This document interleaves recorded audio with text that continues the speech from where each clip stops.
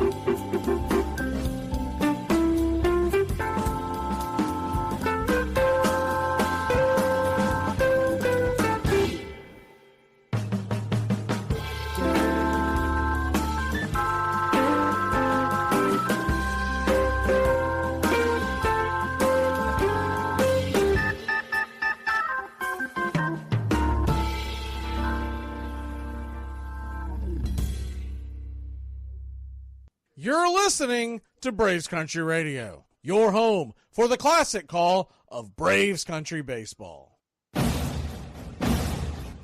Hey Braves Country, this is Mac Magee with Braves Country Radio. We are bringing you pitch by pitch, play by play of your Atlanta Braves all year long. Please like and subscribe today.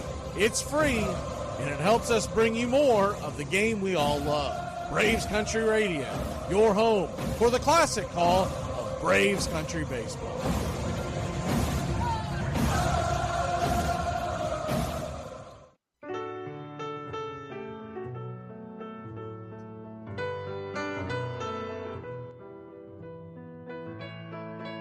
Casey at the Bat by Ernest Lawrence Thayer.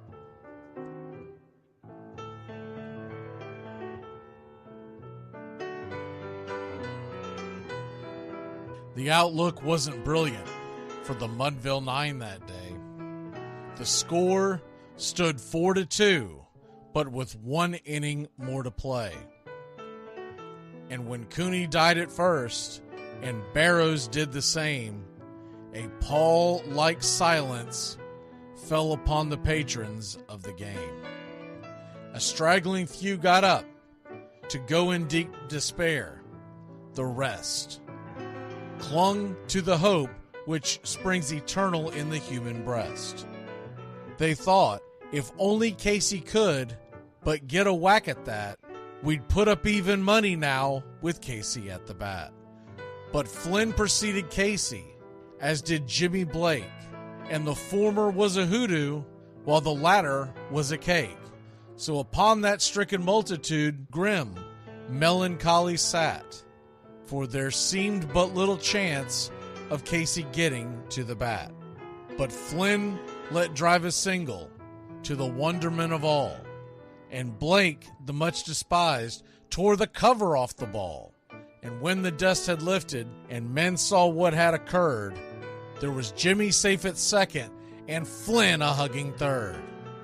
Then from 5,000 throats and more rose a lusty yell. It rumbled through the valley, it rattled in the dell. It pounded on the mountain and recoiled upon the flat, for Casey, mighty Casey, was advancing to the bat. There was ease in Casey's manner as he stepped into his place. There was pride in Casey's bearing, and a smile lit Casey's face. And when responding to the cheers, he lightly doffed his hat. No stranger in the crowd could doubt 'twas Casey at the bat. 10,000 eyes were on him as he rubbed his hands with dirt. 5,000 tongues applauded when he wiped them on his shirt. Then while the writhing pitcher ground the ball into his hip, defiance flashed in Casey's eye, a sneer cooled Casey's lip.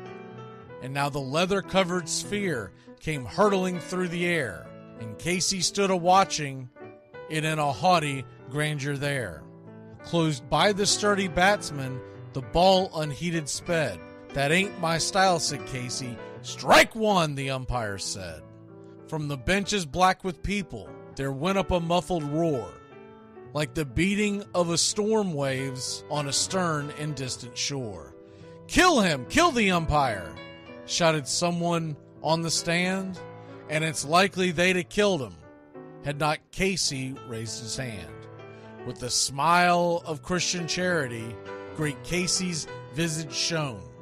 He stilled the rising tumult, he bade the game go on. He signaled to the pitcher, and once more the dun sphere flew.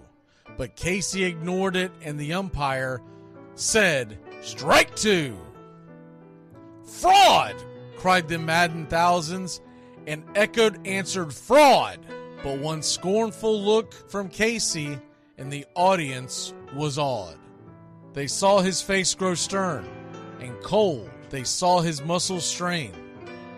And they knew that Casey wouldn't let that ball go by again. The sneer is from Casey's lip. His teeth are clenched in hate. He pounds with cruel violence his bat upon the plate. And now the pitcher holds the ball, and now he lets it go. And now the air is shattered by the force of Casey's blow. Oh, somewhere in the favored land, the sun is shining bright. The band is playing somewhere, and somewhere hearts are light. And somewhere men are laughing, and somewhere children shout. But there is no joy in Mudville. Mighty Casey has struck out. Casey at the Bat, Ernest Lawrence Thayer, published June 3rd, 1888. San Francisco Examiner.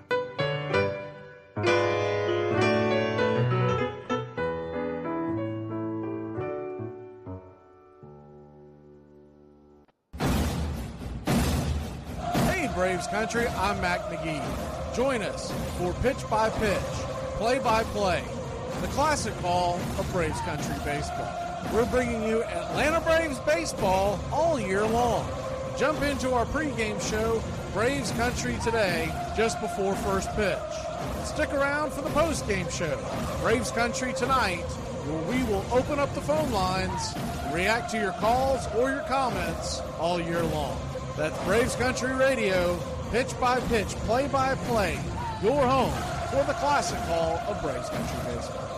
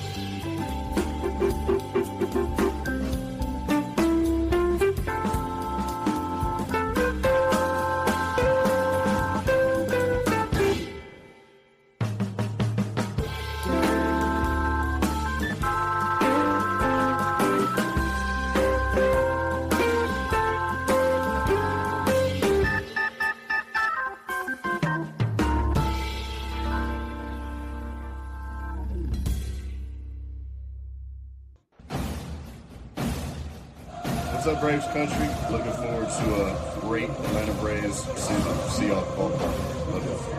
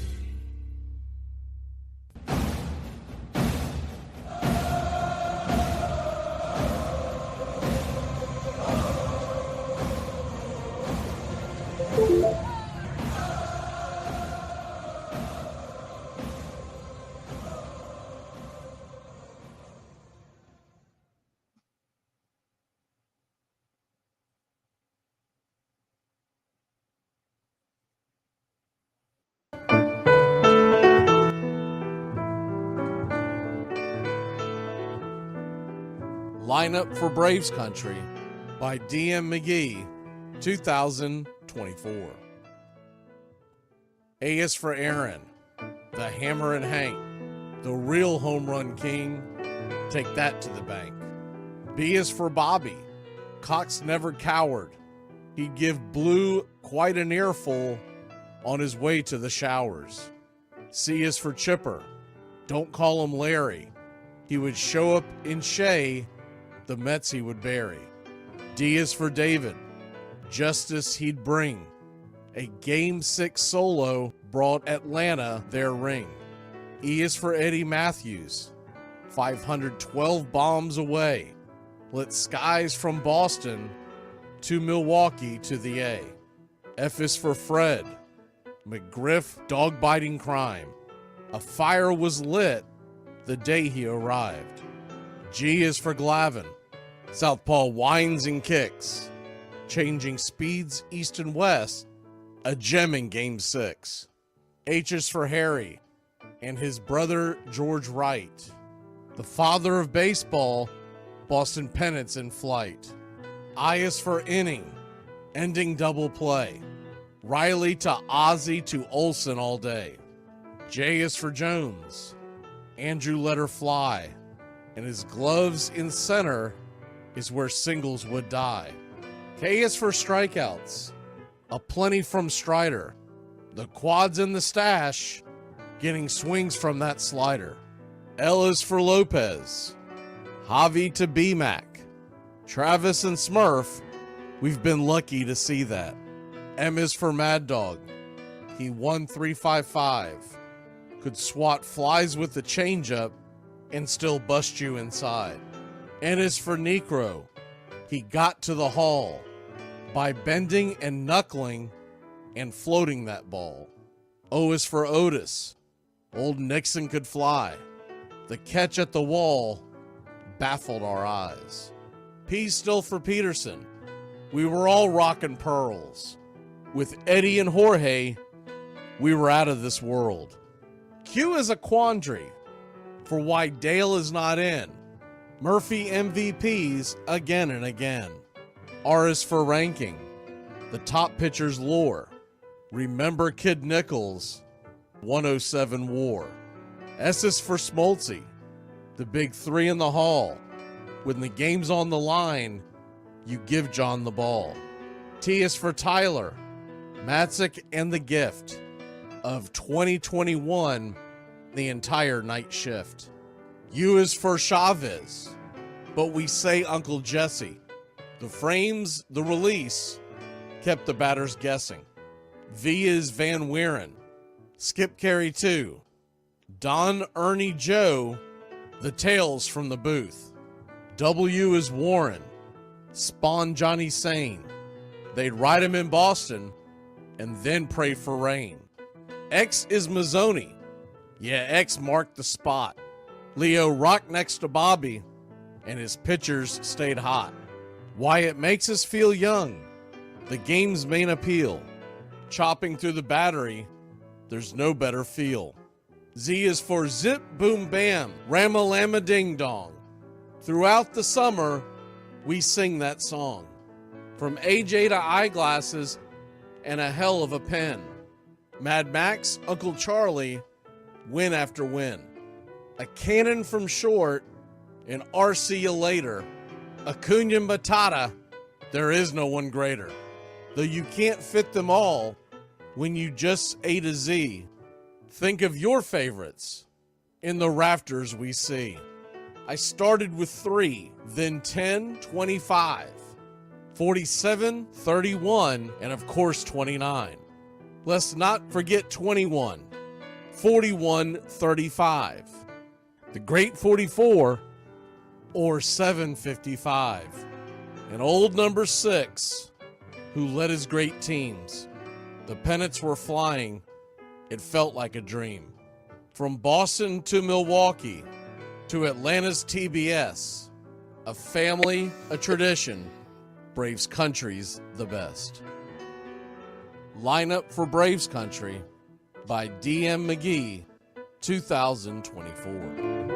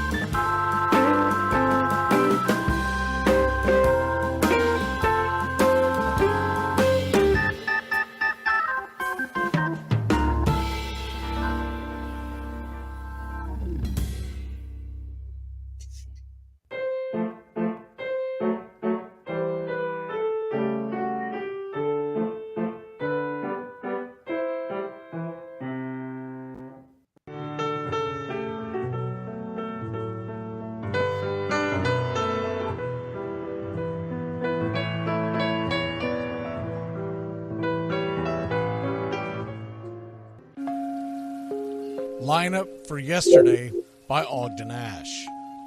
A is for Alex, the great Alexander. More goose eggs he pitched than a popular gander. B is for Bresnahan, back of the plate. The Cubs were his love and McGraw his hate. C is for Cobb, who grew spikes, not corn, and made all the basemen wish they weren't born. D is for Dean, the grammatical diz. When they asked who's the tops, said correctly I is. E is for Evers, his jaw in advance, never afraid to tinker with chance.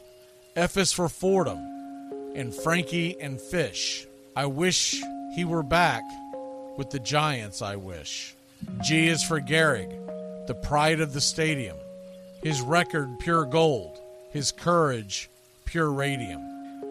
H is for Hornsby, when pitching to Raj. The pitcher would pitch, then the pitcher would dodge. I is for me, not a hard-hitting man, but an outstanding all-time, incurable fan. J is for Johnson, the big train in his prime, was so fast he could throw 3 strikes at a time. K is for Keeler, as fresh as green paint, the fastest and mostest to hit where they ain't. L is for LaHoy, whom Clevelanders love, Napoleon himself with glue in his glove. M is for Matty, who carried a charm in the form of an extra brain in his arm. N is for Newsom, Bobo's favorite Ken. You ask how he's here, he talked himself in. O is for Ott, of the restless right foot. When he leaned on the pellet stay put. P is for Plank, the arm of the A's. When he tangled with Matty, games lasted for days. Q is for Don Quixote, Cornelius Mack. Neither Yankees nor years can halt his attack. R is for Ruth, to tell you the truth. There's no more to be said, just R is for Ruth. S is for Speaker, swift center field tender. When the ball saw him coming, it yelled I surrender. T is for Terry, the giant from Memphis, whose 400 average you can't overemphasize. U would be Ubel if Carl wore a Cockney, but we say Hubble in baseball like football in Rockney. V is for Vance, the Dodgers' very own Dazzy. None of his rivals could throw as fast as he. W, Wagner, the bow-legged beauty, short, close to all traffic with Honus on duty. X is the first of 2 X's in Fox, who was right behind Ruth with his powerful socks. Y is for Young, the magnificent sigh. People battled against him, but I never knew why. Z is for Zenith, the summit of fame. These men are up there. These men are the game. Lineup for yesterday, Ogden Ash, January 1949, Sport Magazine.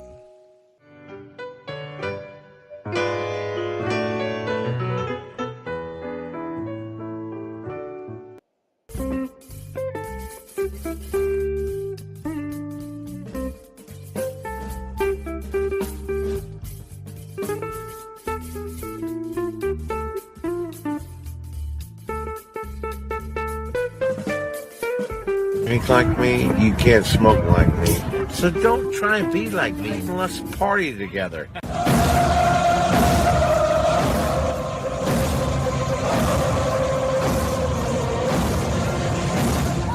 There's something kind of about a kid that's never played baseball.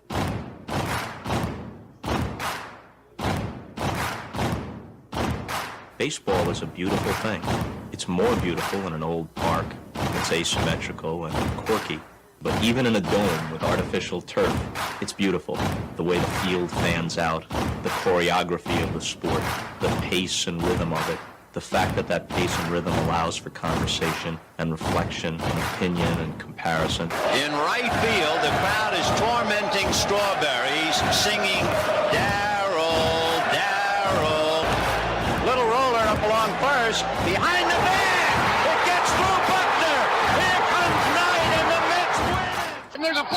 deep to left. It's on its way. There it goes. And the Yankees are going to the World Series. Aaron Boone. Ground ball stabbed by Polk. He has it. He underhands to first for the first time in 86 years.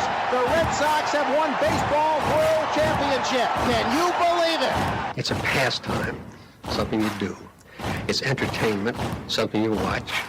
And it's a shared experience, something you talk about and read about. But you can apply those same three criteria to other things. What makes baseball special is that it's the best game that's ever been devised. Smith corks one into right down the line. It may go. Go crazy, folks. Go crazy. Sure as God made green apples, someday the Chicago Cubs are going to be in the World Series. A little bouncer slowly toward Bryant. He will glove it in front of Rizzo. It's in time.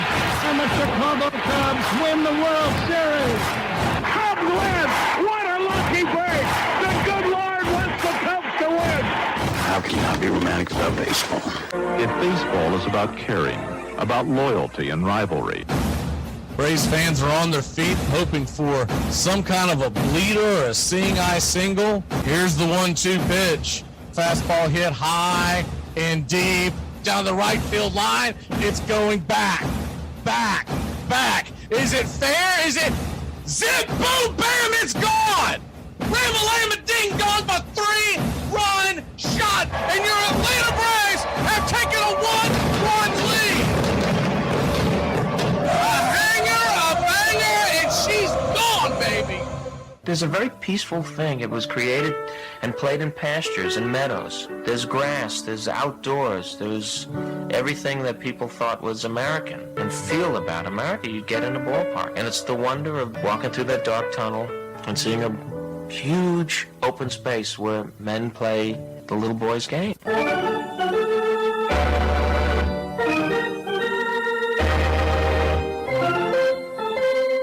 I believe in the Church of Baseball. I've tried all the major religions and most of the minor ones. I know things. For instance, there are 108 beads in a Catholic rosary and there are 108 stitches in a baseball. I prefer metaphysics to theology. You see, there's no guilt in baseball, and it's never boring. It's a long season and you gotta trust it. I've tried them all, I really have. And the only church that truly feeds the soul day in, day out is the Church of Baseball. High fly ball into right field. She is gone. Swung line drive left field. 1 run is in. Here comes Reed. He's the front of the plate. He is safe. You're in Braves country. If there's a bigger thing going on right now, I don't know what it is. We're down to one strike here. Gurriel, the last hope for the Houston Astros. Here's the 0-2 pitch. Swung on, bounced over to Dansby. Dansby fires it over to first. And here comes the dog pile. Fire the cannons in the battery. Do the chop all throughout Braves country. Pop that top. Your Atlanta Braves have won it all. Oh, say can you see by the dawn's early light what so proudly we hailed at the twilight's last gleaming, whose broad stripes and bright stars through the perilous fight o'er the ramparts we watched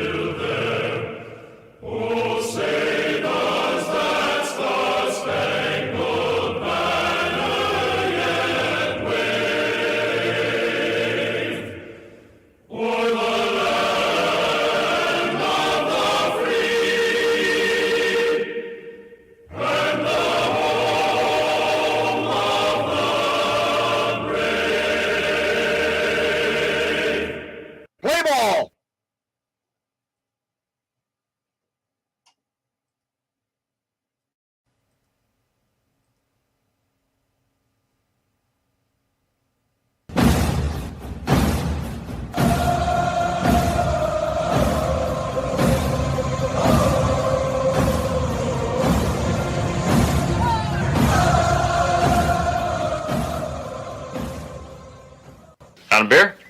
7 o'clock in the morning. Scotch? Hey, howdy, hi, and how the hell are you? Pull up an armchair, girls and boys, and join us for Braves Country Baseball. You're listening live, and the scene is Truist Park in Atlanta, Georgia, where we're set to bring you pitch-by-pitch, play-by-play of your Atlanta Braves. Hi, I'm Mac Magee. Here are your starting lineups for today's action. Get this bus moving. Stop. Come back. Too late. Roll call! Yeah! Roll call! You're in Braves country. Good evening, Braves country. We'll go through the lineup really quickly, and then we're going to get into roll call. Leading off for the San Diego Padres, it's Luis Arias. Fernando Tatis batting second. Profar third. Cronenworth cleanup. Machado, Bogarts, Merrill, and Campusana. And then you've got Hassan Kim. And as far as the Braves go, you got Acuna, Albies, Ozuna, Olsen, Arcia, Harris, Short, and then you'll notice Kelnick and Trump. I found it very interesting that Short is hitting above Kelnick and Trump. Not a strong stick, but we know he can move runners over, and he will fight for his at-bats. Real quick, now this game, see what's going on here, because this game was supposed to start, and it's delayed, and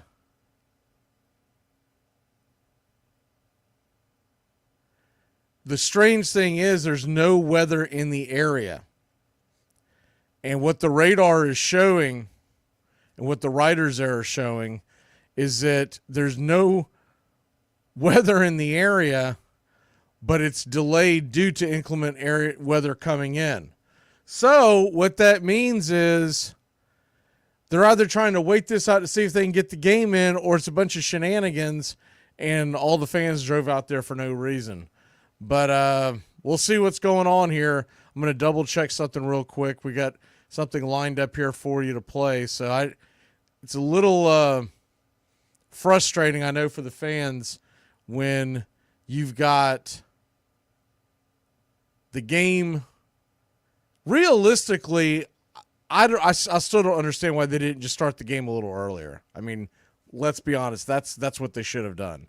They should have started a little earlier. Now the Braves may be playing games because, let's face it, they're walking wounded, and they're not able to field their team. And as far as real quick, I do want to go over this. Pierce Johnson is back. Okay, Pierce Johnson's back. So I'll go ahead and put my camera on real quick. Pierce Johnson is back. He is. They sent Jackson Stevens down, and he went through waivers, so he's being sent down to AAA Gwinnett. Pierce Johnson is back off the IL, and the reason why they waited a day is so that they could see if they could pass him through waivers. It's basically a game to keep the depth in the organization. And as far as everything else goes, the Braves themselves are saying,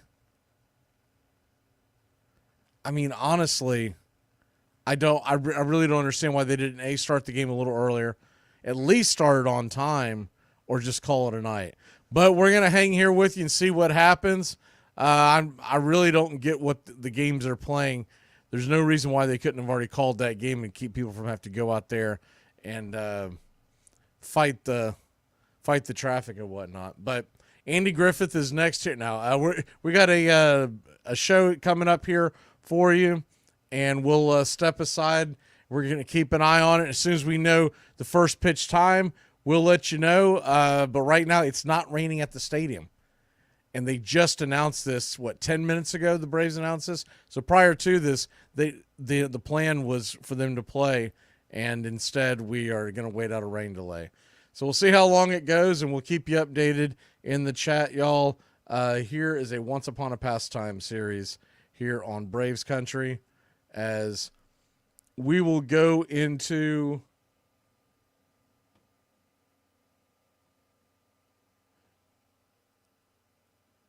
We're going to go into Game 2 of the World Series in the Once Upon a Pastime series. Enjoy.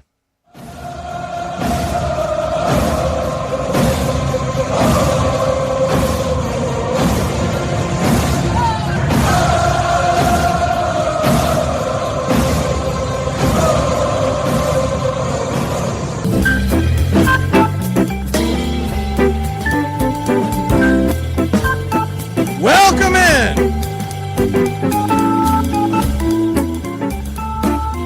Our Once Upon a Pastime series, as we fade the music here and get into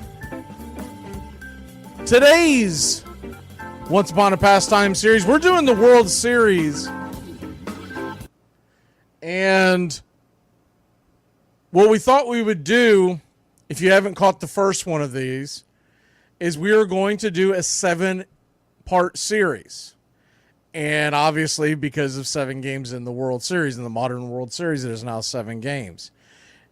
So if you missed the first one, you can always go back and check it out. The first one, we covered how the World Series came about. And in this series, this Once Upon a Pastime series, essentially what we are going to be doing here is looking at things from a different lens of the World Series. It would be really easy to just go in and talk about who won and who didn't win and yada, yada, yada. But we thought we'd take different angles in each one of these games, as we're calling them. So in Game 2 of the Once Upon a Pastime World Series collection, this is going to be the best World Championship stories in the history of the World Series, which began in 1903. So we're talking about well over 120 years of championships in the World Series, and there's been a lot of great stories, and it was really hard to narrow them down, but we're going to go into 10 of them today, the 10 best stories, and we're going to hit a couple of others that maybe we left out. The honorable mentions, we'll do that at the end. But I thought the best one to start off with, number 10 on the list, we're going to go 10 to 1. They're not necessarily in that order, but it's the order that I prefer to go at it with. The number 10 team on our best stories in the history of the World Series, we're going to start with the 1924 Washington Senators. And there's a reason why we chose the Senators to lead this off. The Washington Senators went 92-62 that year. Remember, back then there was only 154 games in a season. And back then you only had the winner of each league that would move on. And the Washington Senators won their very first American League pennant. And why was that historic? Why was that a great story? Well, the Washington Senators were led by none other than what most historians, including myself, refer to as the greatest pitcher of all time. That is Walter Johnson. You look at his numbers. That year he had a 7.5 WAR. But you look at his numbers over his career, you really can't doubt what Walter Johnson did. Walter Johnson won 417 games in his career. Walter Johnson had 110 shutouts in his career. His 417 wins, second all time. He'll never be passed on that list. Only the great Cy Young, who was not a better pitcher than Walter Johnson, just pitched in a different era where you pitch more often, and so he accumulated more wins and losses. But Walter Johnson was right there at the beginning where you were not taking 4 or 5 days rest in between starts. So, yes, he had more opportunities. And something else that was different back then compared to what we have in today's game is the simple fact of the matter that when you look at the game back then, the starters typically went the entire game. Now, sometimes when you would get to championship levels and championship games, there are times that you would end up with a reliever coming in late in the game. But as far as the regular season goes, you were pretty much expected to go the distance. You did not have these huge rosters, and so a starting pitcher went the full 9 most of the time. Walter Johnson was a guy that, look, if you looked at his delivery, and everyone talked about him being the hardest thrower back then, I don't know if that's necessarily true as far as the speed that he threw. But the thing about Walter Johnson, if you look at his old video, what little video that is of Walter Johnson, it was his delivery. It was more of like a slingshot coming out of his right arm. So it was a little bit of the fact that he was throwing at the time that was considered extremely fast, lower to mid-90s. But it was also the fact that when he came at you, that arm just kind of slung out of nowhere, and it was really difficult for batters to pick up. Well, Walter Johnson had gone his entire career chasing immortality and had never gotten to the big stage. And this 1924 Senators team finally did it. They finally get their first American League pennant.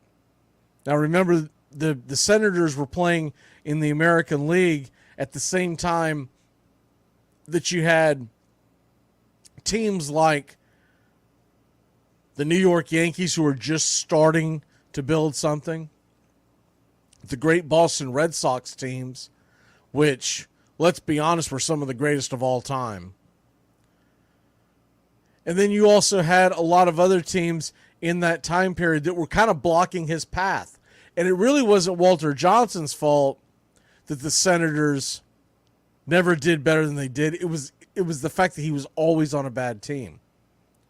But he was also in the same division, or the same league, excuse me, as those great Chicago White Sox teams. Of course, what they're remembered for is throwing the World Series, but the reason why that was remembered because those teams were damn good.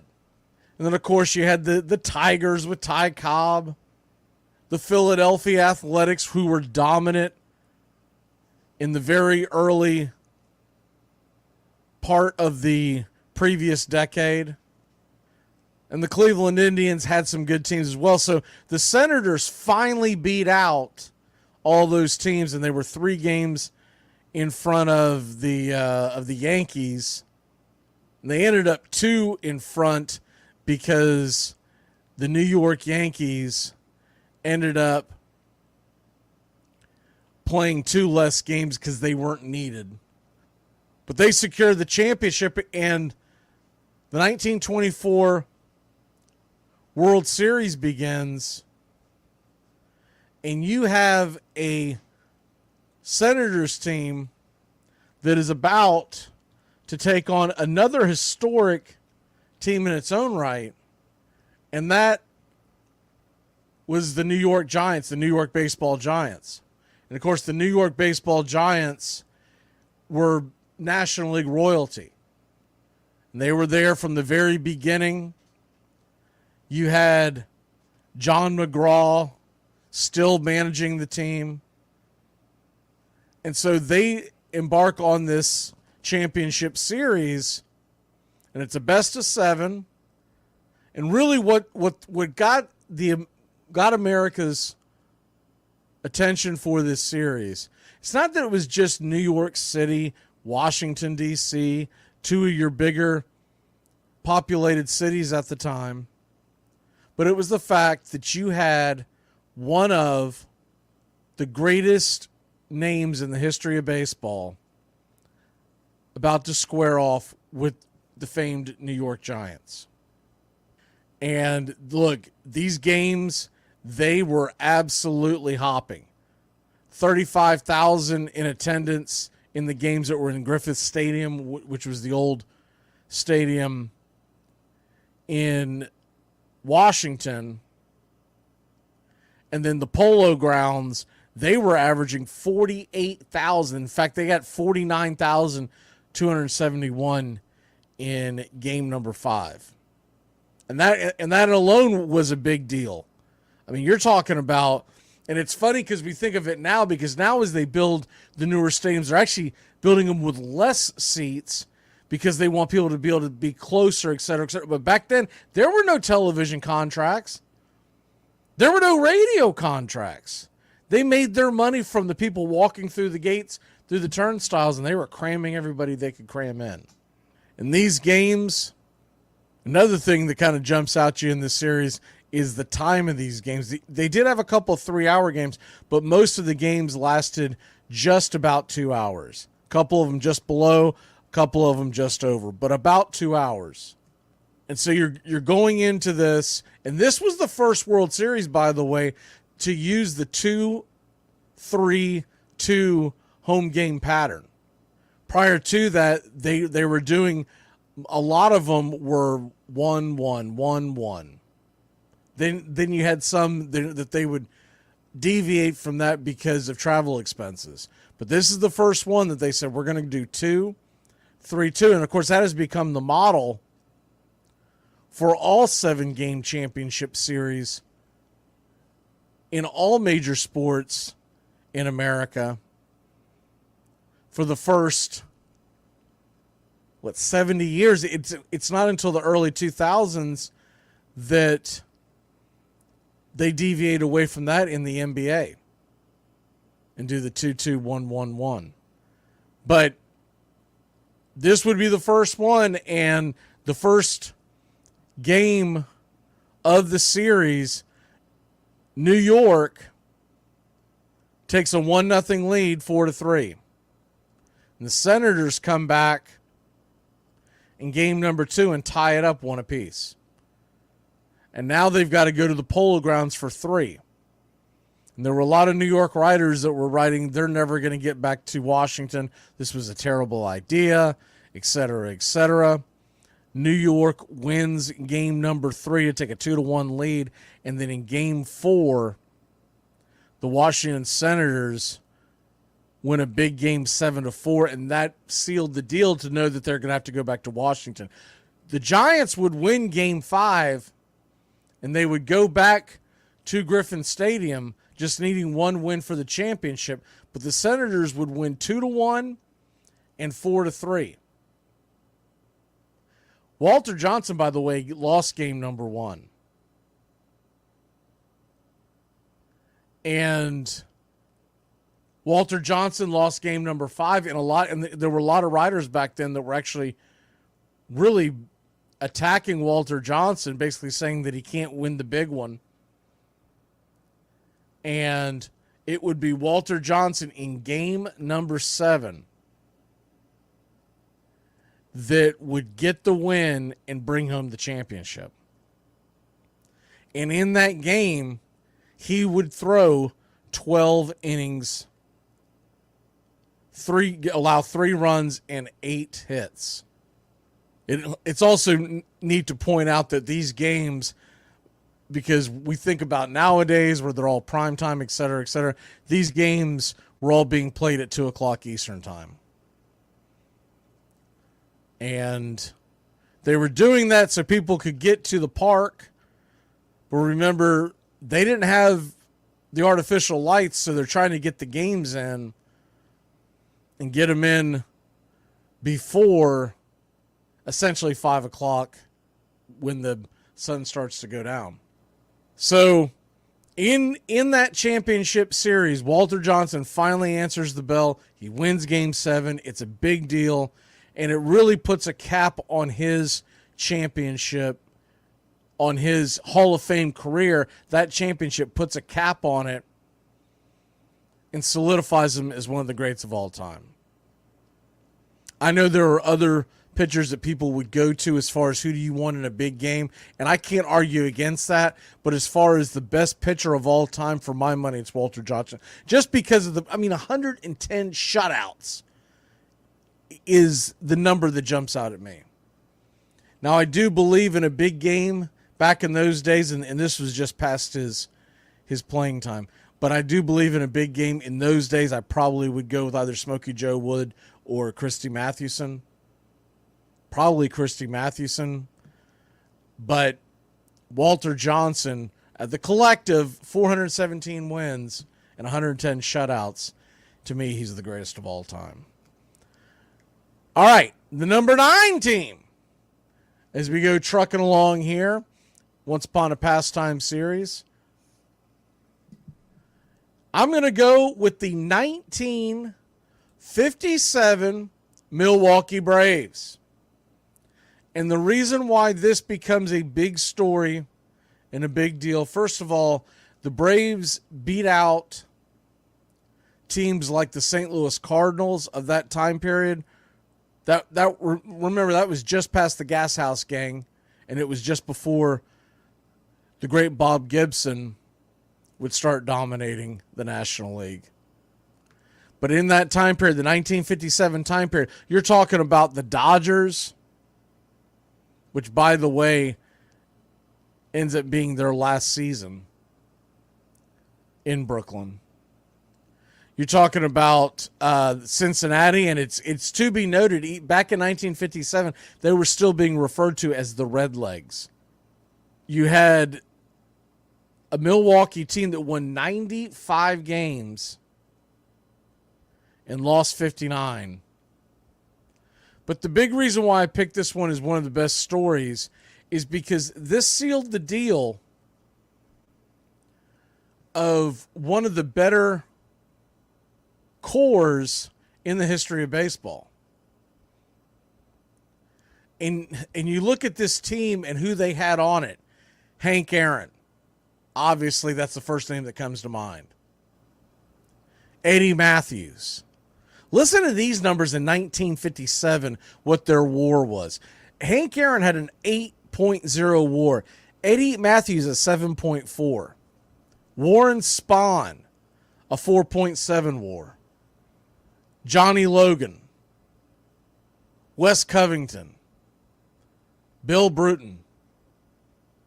This was a team that had a heck of a core, and this was the championship. And look, they came close a few times during this time period, but this was their championship. This is the one championship that the Milwaukee Braves were able to bring home. And not only did they do that, they did it against the New York Yankees. And it was the 5th season in Milwaukee, 87th as a franchise at the time. It was the team's only championship while based in Milwaukee. But remember, they had won the World Series in 1914. And we've talked about this before, but the Braves franchise had won the world title several times before that, 12 times prior to the World Series being created. And this was by far the best team. And this team ended up, remember, the Braves became the first team not based in New York to win the World Series since the 1948 Cleveland Indians. So this was a big deal across the board in the entire landscape of baseball. From the 1940s, even we'll say late 1930s, all the way through the late 50s, so around a 20-year span, New York City was the center of baseball. And it always has been, because that's essentially where today's game that we play was essentially created. But the fact that you had these great Yankee dynasty teams, you had, remember, a couple of the championships that were won prior to the Cleveland Indians winning in 1948. Some of those championships where you didn't get New York teams winning it was because we were at wartime, so the rosters look much different. So you can essentially say from about the time of the late 1930s all the way through the late 1950s, even into the very early 1960s, the New York Yankees were a mega dynasty. They went from Joe DiMaggio to Mickey Mantle. And that torch had just been passed from Lou Gehrig, from Babe Ruth. So it was a known thing. Death, taxes, and the Yankees playing in October. And the Yankees go in and they take on the the Milwaukee Braves, excuse me. I knew I was going to do that. And Warren Spahn, who was the Cy Young Award winner, and back then they only gave one, the first left-handed pitcher to win the Cy Young Award, by the way. Spahn started 35 games, went 21-11. And Spahn would be a big reason, along with Hank Aaron and, of course, Matthews, for what happened in that World Series. And when you look at the 1957 World Series and you look at the fact that not only did they win the World Series against the Yankees, but then it was a dramatic win with the 7-game series. The Yankees were the defending champions, which obviously wouldn't surprise anybody. And after finishing just one game behind the NL champion Brooklyn Dodgers in 1956, the Milwaukee Braves would go on to win the pennant, their first pennant since moving from Boston. And Lou Burdett's 3 complete game victories, and that's one of those names that in the grand scheme of Braves lore, nobody really talks about. But Lou Burdett was the MVP of the 1957 World Series. Lou Burdett finished his career a very good player, but not looked upon as the dominant pitcher of a Warren Spahn. 203 wins, 144 losses, lifetime, a 3.66 ERA. But he stepped up in a big moment there in the 57 series and got it done. And so that's the number 9 team on our list. We head to the number 8 team on our list, and that is going to be the 2016 Chicago Cubs. And the reason why we're going with the Chicago Cubs, 2016, for obvious reasons, but it has to be stated this team had not won the World Series since 1908. This team was living through what was a perceived curse. Some people pointed at the time that this was a curse because of the Billy Goat. Most others who preceded the 1940s Chicago Cubs teams say that it wasn't the Billy Goat, it was Merkel's boner, where a botched play by the New York Giants, Fred Merkel, leads to the Cubs' last World Championship. And that's really the one that I always went off of. Obviously, I wasn't alive for either one. And when you're talking about a curse, you're really just talking about voodoo, right? You're just talking about, superstitions, however you want to word it. But I always went with the fact that it was Merkel's boner because they won a championship when they should have never been in that World Series. It should have been the Giants. So the 2016 Chicago Cubs. And remember something with this Cubs team. They had a lot of pressure on them. It was known that they were the best team in baseball, or perceived as the best team in baseball. They were building up from it. They won 103 games that year. They were managed by Joe Madden, who was a media star at the time. Folks loved interviewing Madden because he gave them the quirky one-liners and whatnot. And I'll say this. I don't know if I'll say that they were expected, but another October to not come through with the World Championship would have been a major letdown. They ran away with the NL Central, beating out the Cardinals, who, remember, the Cardinals had been very good over the last several years, and it wasn't like the Cardinals stunk that year. They were 86 and 76, but they won the NL Central by 17 and a half games. And you look at the way the entire league felt mapped out. In 2015, the year before, you had the Kansas City Royals.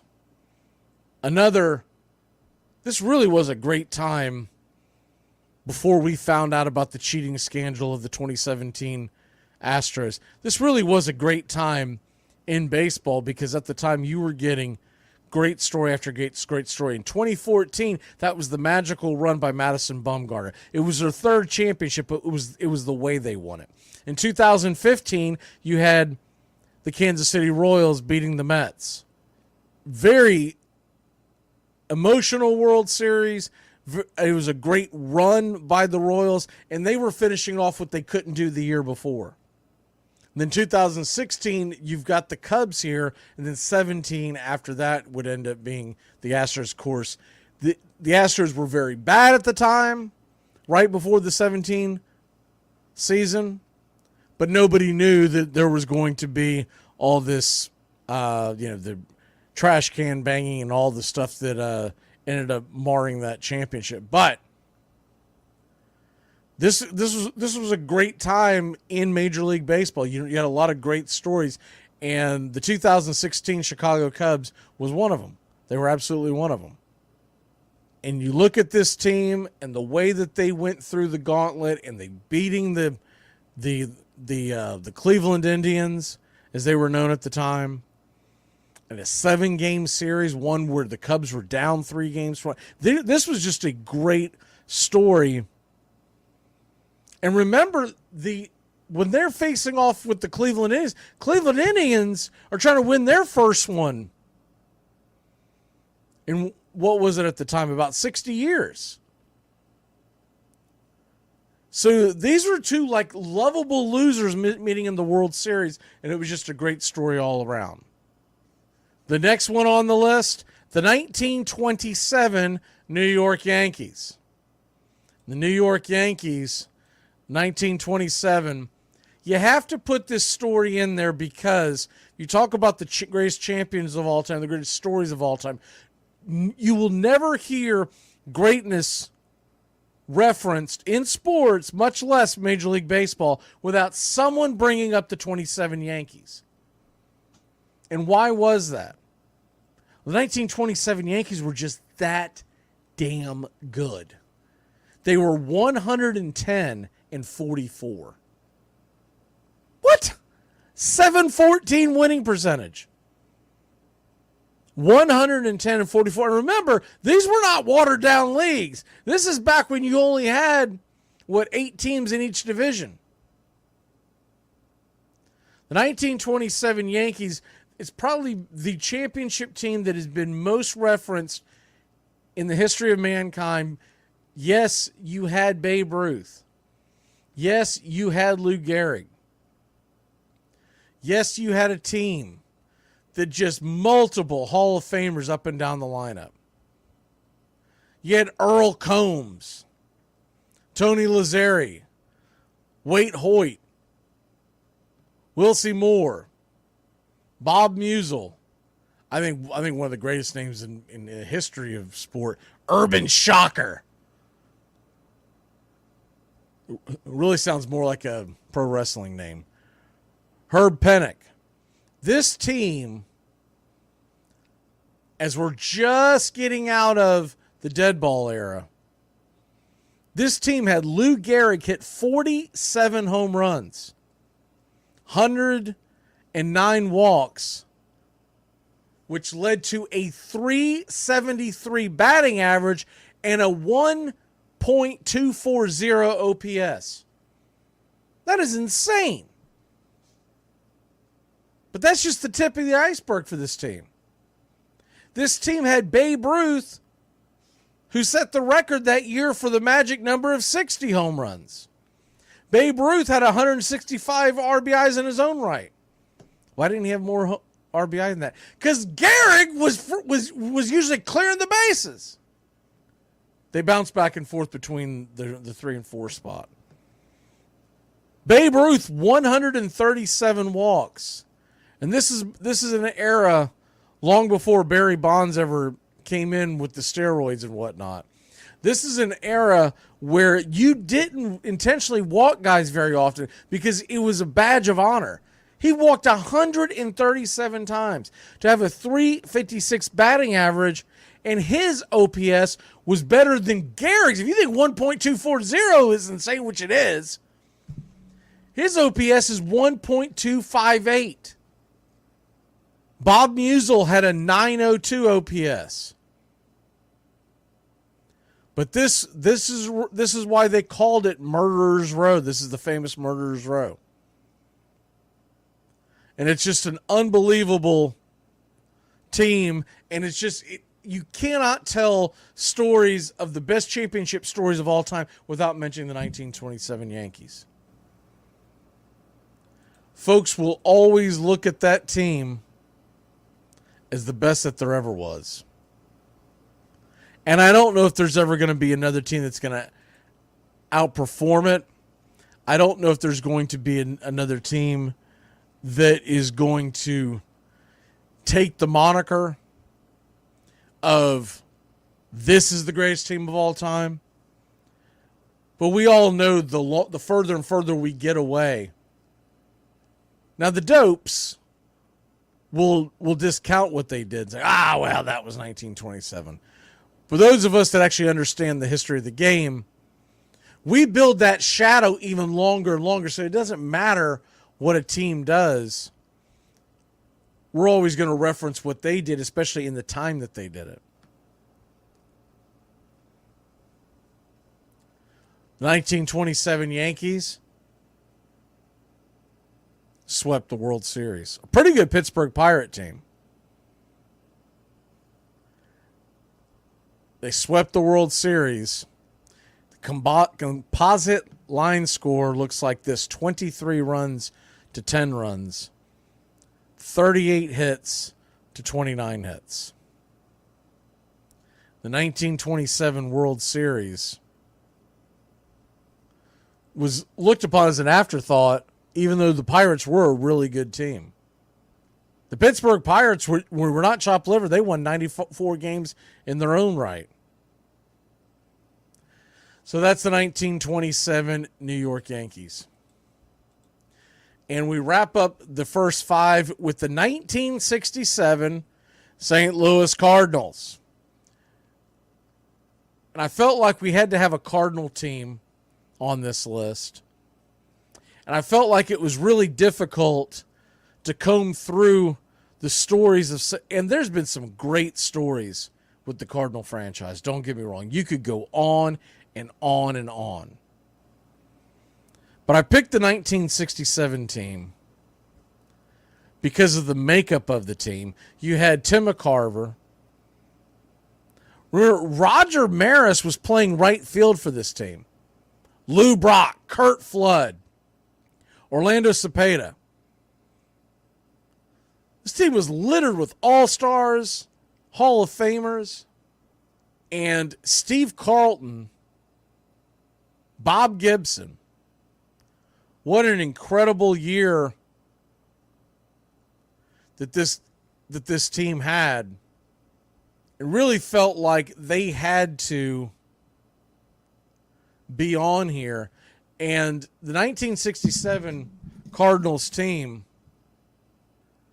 won the NL pennant by 10.5 games over the San Francisco Giants. They beat the Boston Red Sox, another failed Red Sox season where they were close but no cigar. And remember,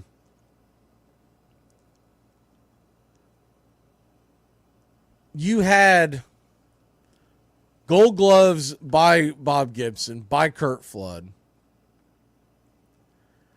You had a team that was going into the World Series. Bob Gibson comes in and they were calling the 1967 Red Sox, by the way, the Impossible Dream, right? So the Impossible Dream, because had the Red Sox won that World Series, it would have been one hell of a story in its own right. But they fell short, and maybe we'll go into that down the road in some of our Once Upon a Pastimes. But they fall short, and of course don't get a world championship until 2004. But that was probably the team outside of 1975 in that era that a Red Sox fan would tell you that's the one that got away. But you look at this, Game 1, Bob Gibson goes in there and gets the victory in Game 1 against Jose Santiago. They win 2-1. Bob Gibson then goes into Game 4 and shuts them out, blanks them. 6-0. So they get to a game number 7, and a lot of folks are doubting whether or not Gibson can do it again. Bob Gibson goes in up against Loenberg, which was looked upon as like the big pitching matchup. They were both going off a short rest. And Loenberg, who was actually going off a much shorter rest, he struggled from the get-go. And it was essentially the St. Louis Cardinals bats that took over. And once you give Bob Gibson a lead like that, it doesn't matter if you pitched 6 hours before. You're not catching Bob Gibson. Look at his line score on just a few days rest for Bob Gibson for game number 7. Bob Gibson goes in there, gives up just 2 runs. They end up giving up 3 hits overall. They win the series. Lou Brock, by the way, stole 7 bases in this series.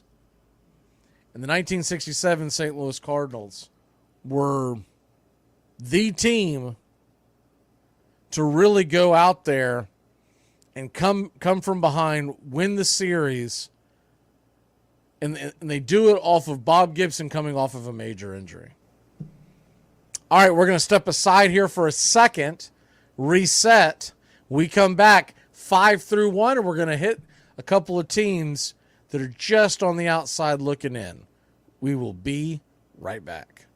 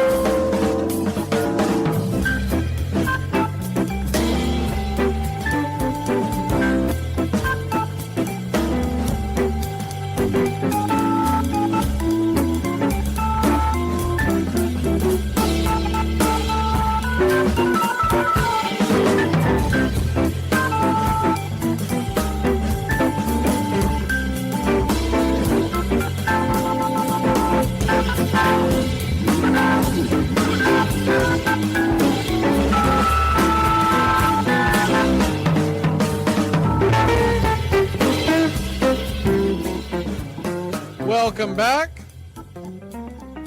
As we are doing our Once Upon a Pastime series, and We are going to dive into numbers 5 through 1. And when we get done with that, we will mention some of the teams that just missed on the outside looking in. And we'll recap here in a little bit. But the number 5 team on the list is the 1960 Pittsburgh Pirates. And what you need to know about this Pittsburgh Pirate team is that I think there's an impression that it wasn't a good team. It was a very good team. They won 95 games. They won the National League by 7 games over the Milwaukee Braves and 9 over the Cardinals, 13 over the Dodgers. So this was a good team. This team had Dick Groat, Don Hook, Roberto Clemente, one of the greatest of all time. I still don't think that he gets enough credit for how damn good he was. I don't know if it's because of the way he died that everybody looks at him as more of the martyr type. But Roberto Clemente was a phenomenal player. Smokey Burgess was on this team. Very good baseball team. And what made this story so great of the 1960 World Series, this is really why I wanted to point to this. Everybody remembers or is aware of that this was the first World Series to end on a home run. We didn't get it again until Joe Carter. But that's not what made this World Series so phenomenally strange. It was the fact that when Pittsburgh won a game, they barely won it. When New York won a game, they blew them out. More on the composite box score here in a second.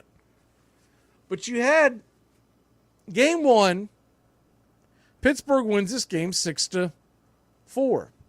Game 2, the Yankees come back and club their way to a 16-3 victory at Forbes Field. And this was a loaded Yankees team. Make no mistake about that. This Yankees team, I mean, you're talking about it was the year before the M&M boys were chasing down history. This was a great Yankees team. Mickey Mantle hit 2 home runs in game number 2. Game number 3, New York wins the game 10-0. And you got to imagine what's going on. Didn't exist at the time, but can you imagine what talk radio would have been like in New York and Pittsburgh? You woke up the giant. It's over. You had an unbelievable pitching performance by Whitey Ford, and then topped off with the fact Mickey Mantle hit another home run. Bobby Richardson hit a home run. And it's looking ugly. They're in New York. They're down 2-1. And then Verlaw goes out there and pitches a masterpiece. And the Pittsburgh Pirates even up the series at 2 games apiece by winning the game 3-2. So look, for all intents and purposes, it's an even series. But everybody's saying, dude, the Yankees are so much better. They're kicking the crap out of them when they win. And then all of a sudden, Pittsburgh does the unthinkable. They take a series lead in New York. They win 5-2. Harvey Haddix goes out there, wins the game. And this is even though Roger Maris hits a home run in this game. And the Yankees are now down 3-2, and they're heading back to Pittsburgh. One game, and it's over. And Whitey Ford goes back out there and handles his business, as the kids like to say, right? Whitey Ford goes out there and spins a gem. They win the game 12-0, scoring 6 runs by the 3rd inning. And so here we go, another butt kicking by the Yankees. And from my understanding, the thought process at the time was Pittsburgh can go out there and get good pitching, but they can't score with the Yankees. And so if it turns into a high-scoring game, which they kind of expected it to be, because you had really worn-out pitching staffs heading into Game 7, though it was in Pittsburgh, people were favoring the Yankees. Folks were just assuming, hey, we're going to get some runs by the Yankees are going to go out there and win yet another World Series. And then what happens? Pittsburgh jumps out to a 4-0 lead at the end of 2. Yankees come scrapping back. They score 5 runs, one in the 5th, 4 in the 6th, and it's 5-4 New York. After 6, it is 7-4 New York going into the bottom of the 8th. And you got to imagine, the fans were just like, well, it's over. We just couldn't outscore them. The Pittsburgh Pirates go out and score 5 runs in the bottom of the 8th inning. And now all of a sudden, they lead the game 9-7 heading into the top of the 9th inning. And you head into this, and the Yankees find a way to score 2 runs in the top of the 9th inning to tie the game. Now we've got a tie series, a tie game, bottom of the 9th in Pittsburgh, and one of the most infamous and dramatic home runs in the history of baseball takes place. Bill Mazeroski hits the walk-off home run, and I've probably seen it a million times where it fades into the shrubbery there at Forbes Field, and the place goes bananas. Not only have they won Game 7 of the World Series in walk-off fashion, but they've done it against what is looked upon as the impossible team to beat, the New York Yankees. And it really is the romance of baseball alive and well in that series, in that season, in that game. Back to the composite score. Listen to this. This is just insane that you could lose a series where you outscore your opponent in 7 games 55-27. They double their score. They have 91 hits to Pittsburgh's 60. Unbelievable. The average attendance in this series, by the way, 49,973. So almost 50,000 per game. 350,000 people were in attendance in that 7-game series. One of the greatest World Series of all time, one of the greatest stories of all time. That takes who the hell's better than that? Well, the 2004 Boston Red Sox, just a notch above. And of course, so many people know this story, won't beat it to death. But the Boston Red Sox of 2004 trailed their arch rivals, the New York Yankees, in the ALCS 3-0. They were on the ropes game after game, inning after inning in that series, and found a way to win the ALCS. After down 3-0, they go out and win the series 4-3, and then they just smoke the St. Louis Cardinals. They're down 3-0, trailing in Game 4 with Mariano Rivera on the mound, and the Boston Red Sox win the game. They don't look back. They don't lose another game the rest of the season. They win 8 consecutive games. And remember something, the comeback against the Yankees. It was finished off in Yankee Stadium. The Yankees had home field advantage in that series. You got the bloody sock, movie after movie done upon it, documentaries galore. And the rest is history. In the 2004 Boston Red Sox, they have to grab the number 4 slot on our list. Number 3 slot on the list. And you can imagine this was a hard list to put together. But the number 3 slot, I think, has got to be the 1969 New York Mets. The New York Mets, the Amazons as they were known, their Miracle Mets, they were a team that nobody saw coming. The New York Mets that year, they had only been playing baseball for 8 seasons in the Mets. They were looked upon as the worst franchise in sports going into that season. And they take off. And the Mets, now remember something, that is the beginning of division play. That is the beginning of division play. The New York Mets will win the National League East by 8 games over the Cubs, but something that a lot of folks who were alive back then, didn't consume it, whatever, the Cubs were leading the division late in the season until a black cat walks in front of their dugout, and that's supposedly another part of the great Cubs chokes, collapses, whatever word you want to use. The Mets go on to win that series, and they go on to face the Atlanta Braves in the West. And the New York Mets will then face the Baltimore Orioles, who end up becoming one of the great teams of all time in that time period. But the 1969 amazing Mets, they knock them off. And it was a hell of a season. And remember something back then. There were names on this team that at the time folks did not realize were going to be great. Because this was a young team. This is a team that had Tom Seaver, Jerry Koosman.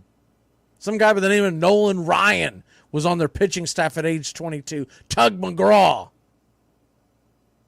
You look at the team and you realize with that pitching staff, it really wasn't that amazing that they won because of the talent. But Seaver was 24. Koosman was 26. But Ryan was 22. Tug McGraw was 24. This was an incredible pitching staff at a really young age. They caught lightning in a bottle, and they won the World Series.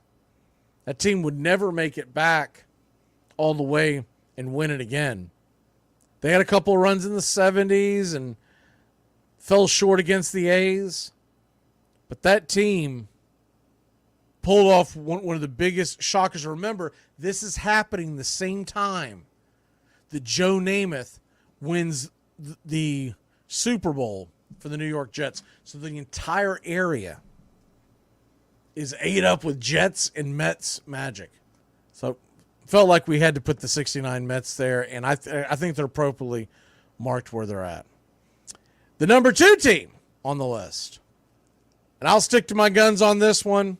Whether people love this team or not, I don't care. Whether Braves fans understand this team or not, I don't care. The 1914 Boston Braves was one of the greatest stories in the history of baseball. And if it wasn't for the number 1 team, it is the greatest story in the history of baseball. The team finished in the National League, first in the National League, winning the pennant by 10.5 games over the New York Giants. After being in last place in July. That was unheard of at the time. It was one of the most memorable reversals in the history of all sports. They became the first team to win a pennant after being in last place on the 4th of July. They were a 5th place team the year before. This wasn't a team like, oh man, they just got to get it going. This was not known as a great team. But here they came. And they took off like a bat out of hell. Not only did they chase down the great New York Giants team and won the league going away by 10.5 games, then they would take on, at the time known upon as the great Connie Mack's Philadelphia A's. At the time, this was just before the Red Sox really started dominating later part of that decade. The A's were about to do something really, really special. The Philadelphia A's were a team that was going to go in and add another championship. They'd already won a few over the last few years. This was in the middle of a dynasty. And then here comes the 1914 Boston Braves. This 1914 Boston Braves, by the way, this is the first World Series ever played in Fenway Park. Because what happened was they had decided to start building what was known later as Braves Field. And I guess I can pull that up for you. So here is a look at Braves Field back when it was at that point it was 1928 is the model that I have right here. But not a lot was changed. So there's Braves Field. Before that, They were playing on the south end grounds. It was basically just a bunch of bleachers in front of a field. Well, this team started getting very popular, and they're like, man, we got to be able to seat more people. So the Red Sox allowed them to play the World Series in Fenway Park, which had just opened a couple years before, and the Boston Braves win the World Series in Fenway Park. This was an incredible team. Not only did they chase down the Giants, and this was McGraw's Giants. This is Christy Matthews' Giants. This was the juggernaut of the National League. Not only do they do that, they sweep the Philadelphia A's. They sweep the Philadelphia A's. A team that won 99 games that year. George Stallings was the manager of this 1914 Braves team, and famously, on his deathbed, someone asked him, George, what's killing you? And he said he was dead silent, and then peered up, opened his eyes for a second, and said, bases on balls. Bases on balls. George Stallings would die shortly after. But this 1914 Braves team, and we're going to do a deeper dive on it sometime, but this 1914 Braves team, they're not talked about enough, just how incredible of a story they had. Just to be able to come from last place in July to chase down the great Giants of that time period and then sweep Connie Mac's A's. Unbelievable story. That leads us to the number one team, the number one story. Not the number one team, not the best. The best team is the 27 Yankees. The number one story in the history of the World Series. I've got to go with, and this is, I'll tell you, my decision to put this team number one, a lot of it has to do with my family that grew up in the Brooklyn area, that went and saw the great Brooklyn Dodgers play, and they grew up as they were under the thumb of the New York Yankees and New York Giants, for that matter, for years. And they were always dem bums, the lovable losers. Brooklyn Dodgers become really good in the 40s and 50s. This is after terrible, they had awful teams in the 1920s, the 1930s, the they were bad. The Brooklyn Dodgers in 1955 finally fulfilled the promise of many Dodger teams of winning that elusive World Series. They won 98 games that year, winning the National League by 13.5 games over the Braves, 18.5 over the Giants, which obviously was their arch rival. This was a team that was finally putting together, look, they had guys like Jackie Robinson, obviously, Duke Snider, Pee Wee Reese, Gil Hodges, but it was a 22-year-old Johnny Padres who would become the World Series hero by shutting out the Yankees in game number 7. Roy Campanella. Roy Campanella won the MVP that year, and everybody got turned off by it because they said, what the hell? And rightfully so, because if you look at the numbers between him and Duke Snider, it's not even close. Now, the one thing that I will say is Roy Campanella was a hind catcher, and I feel like from what I've read upon it, a lot of it had to do with the fact that it was almost like a career achievement award that they were giving him. Duke Snider had 42 home runs, 32 for Campanella, 136 RBI, 107 for Campanella. But a lot of folks believed that it came down to the fact that it was more of a career award, and so they had a problem with it. Duke Snider was 28, Campanella was 33, he was the catcher, etc., etc. But anyways, back to the actual team itself, the championship itself, the World Series. That series starts off, and the Yankees win games 1 and 2. They're up 2-0. And then the Brooklyn Dodgers even up the series with an 8-3 and 8-5 win. They would finish that with a 5-3 win, and the middle 3 games were all in Ebbets Field. So at this point, the home team had won all 5 games. Game 6, New York Yankees go out and beat the Dodgers, and it's 5-1. So at this point, we're going to Game 7. The home team, and even though they're both in the city of New York, still big difference in if you're playing Yankee Stadium or Ebbets Field. The home team has now won every single game. And if you were to tell most Brooklyn fans they were going to have the 22-year-old Johnny Padres, who, by the way, did not know he was pitching Game 7 until that morning. The famous story is he came in and the ball was in his locker or on his shoes, which at that time that meant that you were getting the start. It's done much different than it is today. And maybe it was one of those things where a 22-year-old Johnny Padres didn't have enough time to worry about it, and he went out there and just pitched an absolute gem. Complete game shutout.